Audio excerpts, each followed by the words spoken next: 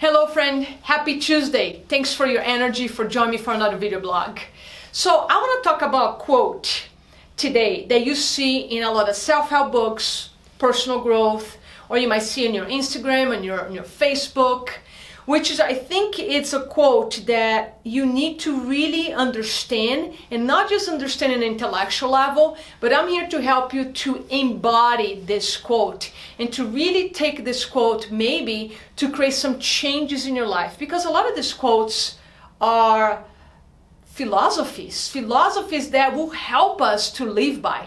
So the quote is, energy flows where attention goes. In other words, one of the most precious resources we have. People are fighting for attention today, right? Like the media, the advertisement, like attention is something that attention is something that a lot of people want. But I want to talk about where you're choosing to put your attention. Because if your energy is going to flow where you're paying attention, where you place your attention is where your energy is going to go, okay? So I want to talk a little bit about, put this in the side for a second, and I want to talk a little bit about habits. So right now, because of the COVID situation in the world, many places are experiencing more shutdowns, more anxiety, more stress, even depression, or just a deep sense of worry. It's growing right now. And because I'm really careful where I put my attention, even though I'm very concerned about mental and emotional health of people right now, way more concerned than I am about the virus, honestly. I'm more concerned about mental and emotional health, because that can create tremendous stress in the body, which will make people actually have higher chances to get infectious disease like, influenza or COVID or other diseases. And yet, even though it is a concern of mine, my attention goes towards happiness, towards well-being. How can we do better? So I haven't always been this way. I train myself, I condition myself to live in a state of happiness. So I want to talk to you a little bit about that, because if I train myself to place my attention on well-being, on health, on wellness, on happiness, you can as well. What creates habits? Because thinking, it's a habit. Feeling or emotional state becomes a habit. So we can all say that we get addicted to our thinking, addicted to our emotional state. And if you are constantly worrying because your attention is going on places in the future that you cannot control, and is going to create a lot of uncertainty in your body, which will lead to anxiety. If you're putting your attention in that place, that energy is flowing there and is going to grow. So in order to break that condition, the pattern, you need to change where you put your attention, because what creates emotional state, the habit of a certain feeling, is two things that goes under attention. It's repetition plus intensity. That's how you create a state of being, like an emotional state. So anything that you repeat every day, meaning it's a habit. So let's say, I'm going to give an example here. You watch the news. First thing in the morning, you turn on your CNN, you turn on the news. So you're repeating. And let's say you are already in kind of a state, or deeply in a state of worry and fear. So that's the emotion. So the repetition is the action, okay? And intensity is the emotion. When you combine repetition and emotion, you create something that we call a pattern, or a neural pathway in your brain. You're creating a neural pathway, you're creating a pattern in your brain that is going to create, in this case, if you're watching the news every single day and you're already in a state of worry, you're going to become, let's say, anxious, overwhelmed, and just stressed out. So let's say you are ready, like if you really have an honest conversation with yourself, if you are in a state of certain anxiety, and not even talk about something big, but if you already feel a little brewing, like a simmering. A lot of people say, oh, I don't have stress, I'm not stressed, I'm not anxious. I'm not talking even, it doesn't have to be that big. I had anxiety for the last 5 years and I didn't know. It was simmering, okay? So if you feel like you either have some simmering or some hot anxiety, overwhelm or stress right now, and you keep going to placing your attention on that action that it's feeding the state, the energy is growing.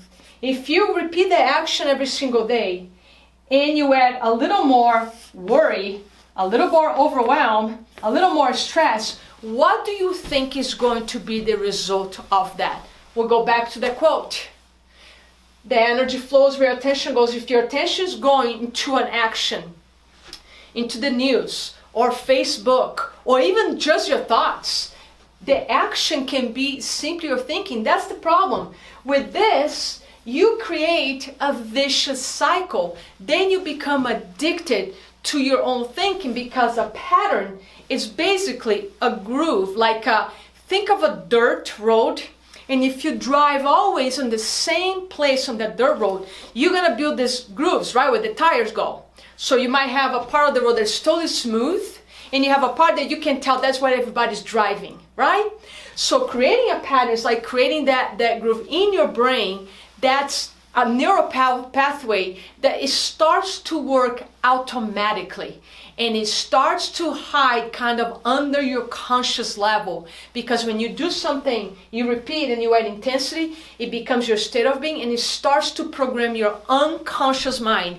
So even if you're doing things, even if you start placing your attention on things like you're playing your music, you're working out, doing things that are good for you, and most of the time your attention is going here, you create a pattern of being anxious, overwhelmed, and stressed out all the time.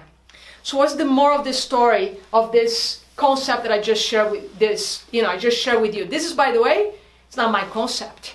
This is neuroscience. This is biology. This is how our brain works. This is how we develop an emotional state. And when you are in an emotional state every day, it becomes kind of your identity. It becomes a state of being. So how do you start breaking this pattern?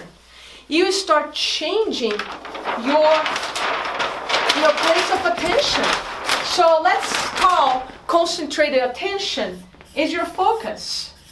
Focus means you concentrate your attention on something, okay? So if you want to break that pattern, you need to create a new repetition, okay, as they are, and you need to create a new intensity, which is the emotion, okay?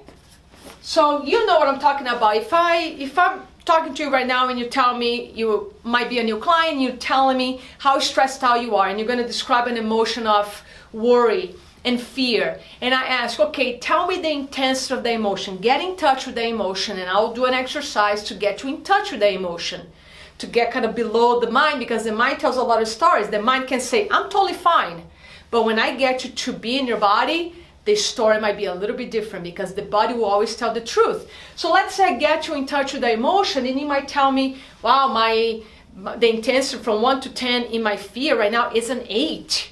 Wow, okay, so in order to start breaking this pattern, we need to change the focus. So you need to choose a new action. So let's say instead of watching the news first thing in the morning, you choose a positive psychology, or you choose a beautiful spiritual teacher that you like to follow. So let's say you choose a positive podcast, and that's the first thing you do in the morning. And you choose a subject that really brings you home. Like for me right now, what's really speaking to me, it's healing, deep healing. People who are healing from traumas. Not that it's something I deal with in my practice. I don't, because if somebody comes to me with any deep trauma, of course, they're already working with a trained psychologist.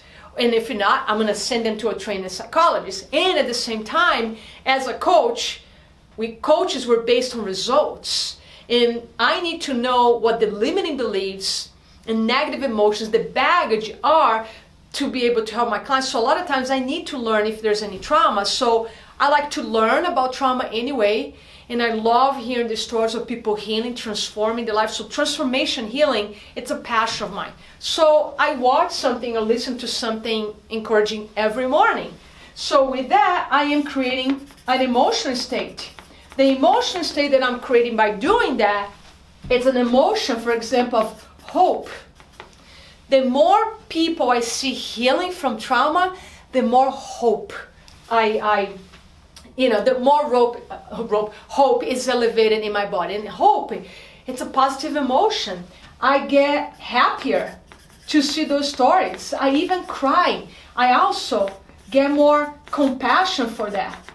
I've been crying a lot lately because I'm doing a lot of deep work opening my heart. So I listen to those stories and I feel hopeful. I feel happier. I feel more compassion. When I'm more compassionate, I feel also more connected to human beings. All human beings. So what I'm doing every single day, I'm choosing an action that is putting me in a state of hope, happiness, compassion, and connecting. Now, if I do this every day, this is the whole pattern of conditioning, just like working out. This creates a new pattern in my brain. So every day I wake up, I'm in a state of happiness automatically, because I made happiness or joy, a more neutral word, I made joy being my home. My emotional home is joy. My emotional home is hope.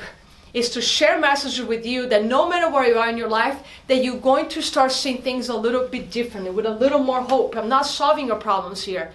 My intention with these videos is to show you there is another way. If you are in a state of worry, anxiety, stress, fear is the enemy of your dreams.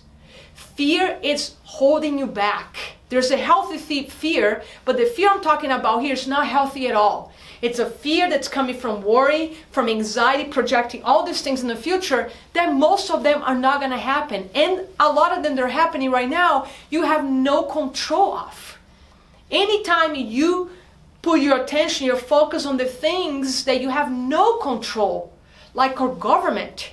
Like I was angry about the way we handling this pandemic. And I needed to do some work around that, because I found I was focused on anger. That was one of the reasons I totally dropped out Facebook, because Facebook was putting me more in this pattern here, more anxiety, and I was getting angry. So right now, if you follow me on Facebook, you're gonna see I go there, I post something, and I leave right away. Very rare, I might see something my friends posted, and I leave.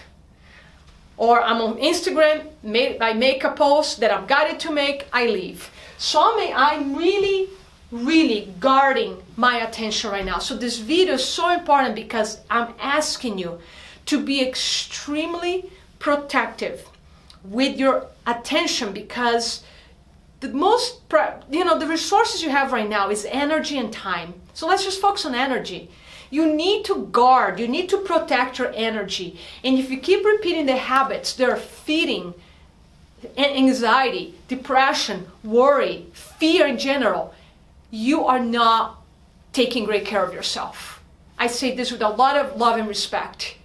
And if you are feeding your mind with things, with information, with channels that are adding more fear, you are actually hurting yourself right now.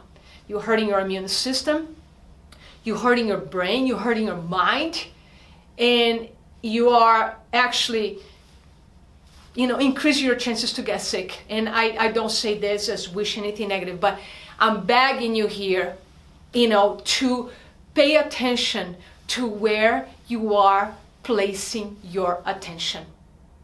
Because what would happen if you choose intentionally, and I'm looking right at you right now, and I want you to hear me out. What will happen if intentionally you choose to place your energy and your time into activities that are focused in your happiness, in your health, in your well-being, in contribution to your own health, to your own body, then contribution to your family and to our planet. What will happen if you spend 90%, I say 90 because maybe you still want to watch the news and know what's going on in the world, that's a choice. But I'm saying if you spend 90% of the time placing your attention in things that build hope, faith, positivity, and you become happier. If you become 1% happier every single day, what is the sum of that after 6 months? I just heard earlier Martha Beck, an amazing life coach, saying that we are the sum of total of our attention, meaning where we're putting our attention, pretty much somebody can tell a lot about us once they learn where we're putting our attention. And it's true, right? We're gonna put our attention in things that we value. And a lot of times you're gonna realize, but I don't value worry, stress, anxiety, and at the same time, that's where you're putting a lot of your energy. So I ask you, do an experiment. Don't just take my word. Do an experiment. For the next 7 days, eliminate a habit that is increasing stress in your body. And add a new habit that is going to build any positive emotion for you. Hope, positivity, joy, faith, creativity, bliss, anything that will elevate your emotional state. Try that for 7 days straight and send me a message to let me know how you're doing. What happens when you shift your attention from here to here? And let me know how you feel. Thank you so much. If you like this video, this is an important message. I was called to make this video today for a reason, so please share on your social media, via email, share it with your family and friends, because this could shift a lot of people's energy and health by simply transforming worry, anxiety into faith and joy and gratitude. So if I don't see you before Thanksgiving, have an amazing Thanksgiving. Stay healthy, stay strong, and I'll talk to you very soon. Thank you so much.